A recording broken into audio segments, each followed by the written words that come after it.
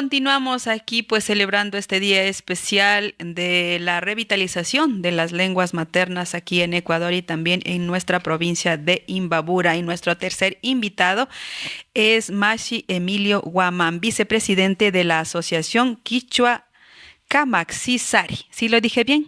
Perfecto. Pues Emilio, bienvenido. Yupechani mashamandita, tukuilla uyakuna, rikunahushpa, maipi rikunahushpa, uyanushpapash, sumak punjaguta charipashunchi, Asociación Quichua Camakpa Shutipi, hatun napaita chaskipaychinipani. Un saludo cordial a usted y gracias por la invitación. A quienes nos escuchan, nos oyen en diferentes lugares, pues un saludo cordial. Y estamos aquí para hablar, para compartir sobre este día.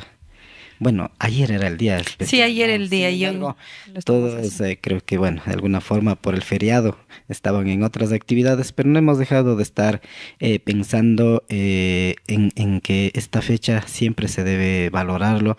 ¿Quién más por nosotros? ¿Quién mismos, nosotros? los quichuas? Entonces, eso, pues la revitalización lingüística, revitalización de la lengua, hemos hablado ya durante estos 2 años y de alguna forma hemos ido incidiendo, podríamos decir, en los diferentes espacios. Hay un debate ya, hay una preocupación, están pensando qué mismo están haciendo, de qué se trata. Así que, pues, contentos de haber dejado con alguna espinita en mucha gente sobre el tema de la lengua. Mashi, qué se puede hacer para evitar que una lengua desaparezca? Prácticamente para evitar, primero pues cada uno de nosotros como quichuas, hablaríamos por los quichuas, es de hacer una autoidentificación, saber de dónde provengo, quiénes son mis raíces, quién es mi abuelito, quién es mi abuelita, mis padres, y desde ahí tendría que yo autodefinirme. Si en realidad soy quichua, pues debo valorar lo que soy como quichua. Por lo tanto, eso es ese ejercicio es lo que nos hace falta en nuestro medio, ¿no? Por lo tanto, sí invitamos a que diferentes organizaciones hoy en día que están incidiendo en cada uno de los territorios, ¿no? Porque los quichuas estamos en toda la sierra, en todos los territorios, pues podamos hacer ese autoanálisis, esa autoidentificación y por lo tanto, si ya estamos definidos, trabajar fuertemente en nuestra identidad. En Perú, en Bolivia, pues hay un trabajo bastante fuerte, hay una identidad bien definida. En nuestro caso ya hemos perdido nuestra indumentaria, diríamos, pero estamos a tiempo, podríamos decir, por lo menos con los que estamos en este momento tratando de incidir y ojalá podamos llegar a los jóvenes más que todo, ¿no? Porque ya las personas mayores de alguna forma ya tienen marcada su identidad, su vida y todo, pero en los jóvenes podríamos incidir y más aún en los niños. ¿Cómo empezar a que alguien se pueda ya autodefinirse, autoidentificarse como quichua, como parte de un pueblo, como parte de una identidad, a la gente que nos está escuchando, por ejemplo? Una compañera nos decía, no, pero si mi papá es pasto y mi mamá es quichua, ¿cómo me identifico? Entonces ya estaría en la conciencia de ella de que pueda definir por cualquiera de las dos. Porque el definirse por una no es menospreciar otra, porque los dos son de una raíz originaria, podríamos decir, los pastos también, los quichuas también. Entonces de alguna forma conversábamos y sacamos un análisis con algunos expertos por identificarme por una de ellas. No estoy dando de menos a otra identidad de alguna manera. Entonces en ese sentido algunos dicen, yo por eso no me he identificado. Y yo por eso sé que soy mestiza. Podríamos hablar de mestizaje, bueno, conceptualmente, pero sin embargo nosotros lo que hacemos énfasis es que podamos definirlo de alguna forma basado en nuestra raíz. Puede ser pasto, es parte de la identidad. Este ejemplo que estamos poniendo puede ser quichua también. Y puede ser con otros pueblos, ¿no? Diferentes del mundo. Entonces hay muchas familias, por ejemplo, los hermanos otavalos, ¿no? Y por su forma de trabajo, de viajar por el mundo, por ser mindalaes, pues ya han hecho familia con otros, diríamos, otros pueblos de otros espacios del universo. Y por lo tanto, pero siempre los hijos también se definen como quichuas. Claro, algunos han definido como de otros pueblos, pero ya es una definición ya propiamente de cada uno. Entonces, en ese sentido, yo pienso que deberíamos hacer un ejercicio todos absolutamente para autodefinirnos. Nosotros hacíamos énfasis para que en este censo mismo podamos tener un mayor número, podríamos decir, pero ojalá hayamos logrado, hayamos llegado, ¿no? Sin embargo, nos falta espacio, nos falta recursos, nos falta el apoyo institucional. De alguna forma, ese ha sido ¿qué Una podríamos decir? Una limitación. limitación muy, muy grande. Pues por eso yo soy parte de un grupo de compañeros de Mashis que estamos trabajando en lo que es el proyecto de administración pública. Ahí prácticamente es incidir al Estado como tal, al municipio, al GAD, al gobierno provincial, incidir hay que se generen políticas públicas a favor de nuestra lengua quichua. Aquí en Imbabura prácticamente estaríamos hablando por los quichuas y también por la nacionalidad agua. Eh, los señores del gobierno provincial deberían saber por lo menos las tres lenguas. El castellano, claro, ya ¿qué podríamos decir? Por legalidad constitucional está ahí. Pero también ahí nos dice de que el quichua y el shuar son lenguas de relación intercultural. Eso, de alguna forma, a nuestro entender, debería que todos los ecuatorianos deberíamos saber las tres lenguas, pero no lo mecanizamos, no lo exigimos como política pública. Yo también pensaba antes, los quichuas, pues que hablen los que pueden, que hablen nomás. En mi caso también es un parecido bastante coincidente, creo que por la mayoría. Yo hablé a los 26 años quichua, empecé a hablar. Y eso por el trabajo, porque tenía que ir por las comunidades y todo el mundo hablaba en quichua. Y yo era indígena, les entendía a todos, pero nunca me nací a hablar. ¿Y cómo le surgió hablar? O sea, ¿qué ejercicio hizo usted? Bueno, yo no entendía y prácticamente decía, bueno, que hablen ellos, que hablen en quichua, no es mi trabajo hablar en quichua. Pero de alguna forma lo que me marcó es en una comunidad de mi territorio mismo, una comunidad que se llama Cachaloma.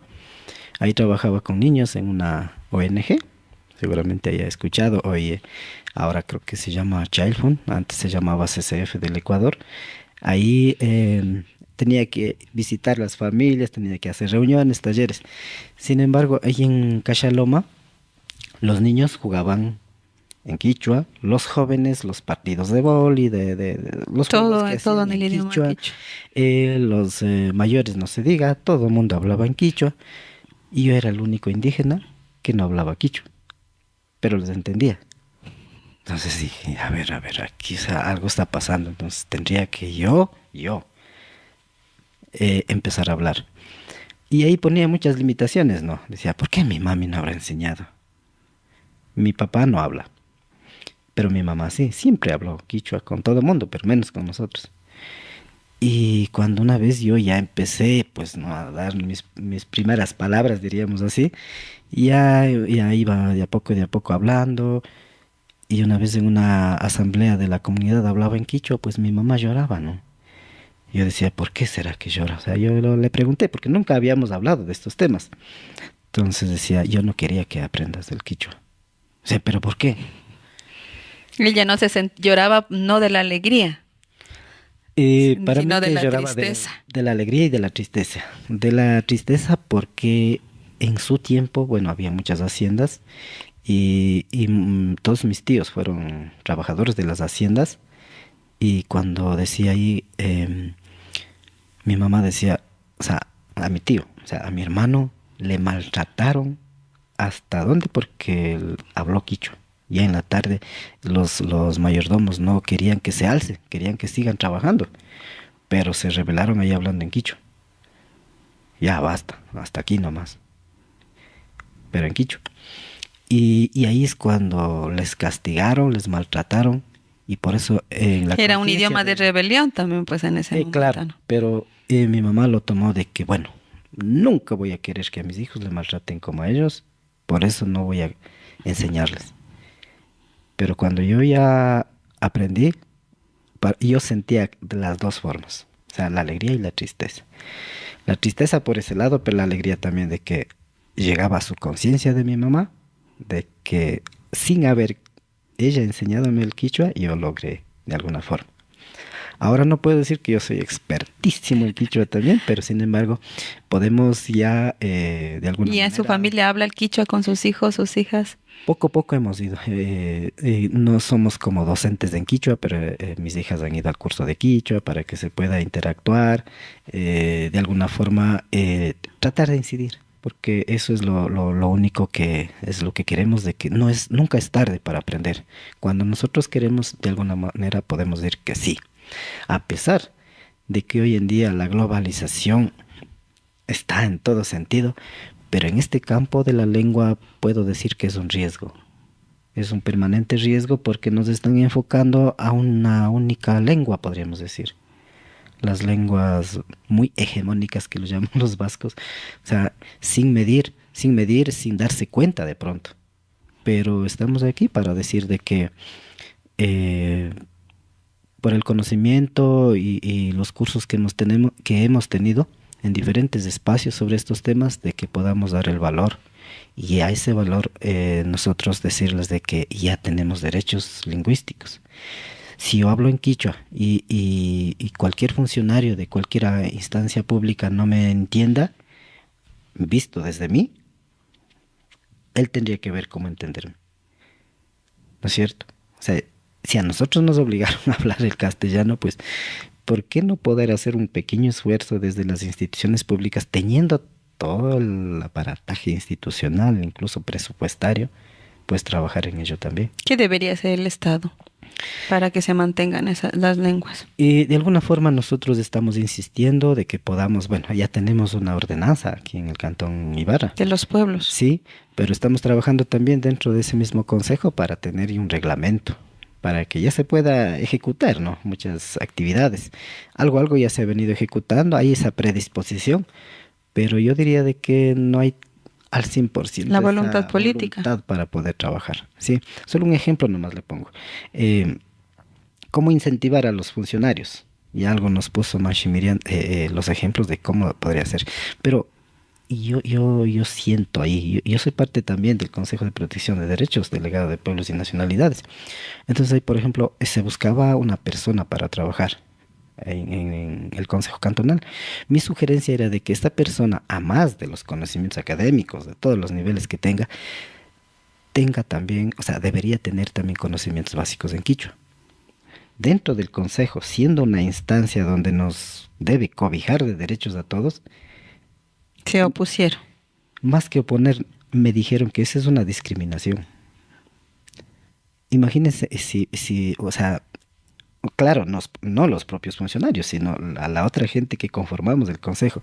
Entonces, a ese nivel hemos llegado y esperaríamos de que podamos ir cambiando esa mentalidad, que no es discriminación. ¿Cómo deberíamos concientizar? Porque la gente piensa que a veces que se le impone una lengua, se le exige que pueda ser intercultural, se le exige que aprenda una lengua de relación intercultural y a veces piensa que se está presionando y que se le está obligando cómo hacer que la gente aprenda por sí mismo, por motivación.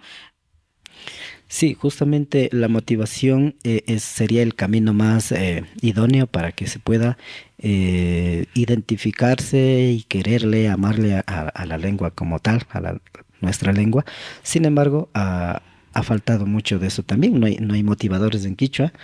Sí, entonces nosotros como Quichua Camaxisari estamos formando, podríamos decir de alguna manera, estrategas en diferentes ámbitos para que se pueda incentivar al quichua, en la educación, en la administración pública, en campamentos, bueno, en todos los ámbitos, y de esa manera pues ir generando este debate y este querer para el quichua. Así que pues más bien invitamos a todos que en los procesos que se vienen se vayan sumando y sin miedo. Ama pinga shpaya ñukanchi shimipi rimapashunchi nipani tukuykunata ñukanchi runakuna pura mishukunawanpish wakin mishukuna gringokunapish quichuata riman ñukanchi kari ashtawan rimanakanchi. Yupaychani, Emilio.